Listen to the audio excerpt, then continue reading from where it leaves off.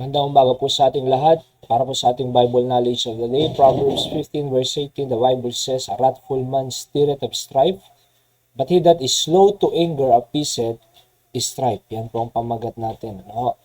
Slow to anger appeaseth strife. Yung wrathful po dyan, Greek, sa Hebrew po ay chema.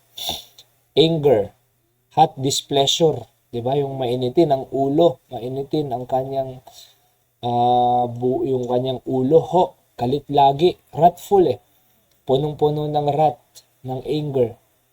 So, yung taong yan, stirreth up strife. Yung stir, yung nagaganon, parang yung kape, 3-in-1, pagka nilagyan mo ng mga, asukal, kape, creamer, ini-stir mo, di ba? Oo. So, ganun din po ang wrathful na ito. Nag-i-stir siya ng strife. Yung strife po dyan, quarrel, contention, brawling. Lagi niyang gustong may kaaway. Oo. Kasi galit na galit mainitin. Anger. Mahirap po yung ganyang asawa or tao. Bakit? Kasi laging gusto away. Imbes na solusyon sa problema, quarrel, contention, pinapalala. Imbes na nasusolusyonan, lumalala. Kasi nga, laging galit.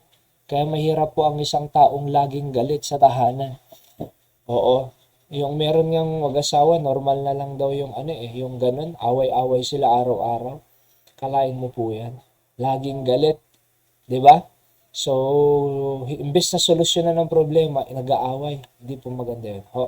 But, sabi na yan, he that is slow to anger appeaseth strife. Yung slow po dyan is patient. Long-suffering. O yung appeaseth po dyan, to settle or be still, di ba?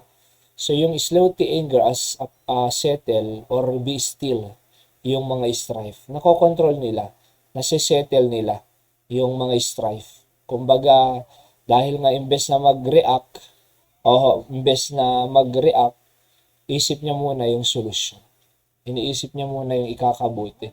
Iniisip niya muna yung para sa ikakaayos. Hindi yung nagre-react agad. Alright? So, mahirap po yun Pero, iniisip niya muna bago magsalita. Kung nasa kanya na ang solusyon, saka siya magsasalita. Hindi yung mag-react agad, magagalit agad, hindi.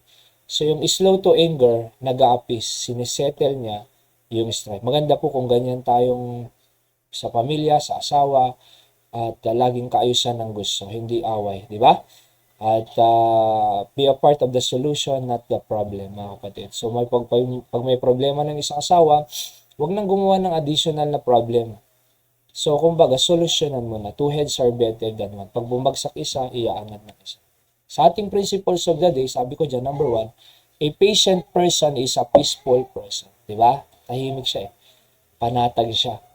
Kaya maging pasensyado. If you can control your anger, number 2, then you are away from contention. So, slow to anger, kontrolin mo muna yung anger mo. At naniniwala po ako, malayo ka sa contention. Yan po ang ating Bible knowledge of the day. God bless you po. Ingat po tayo sa araw na ito.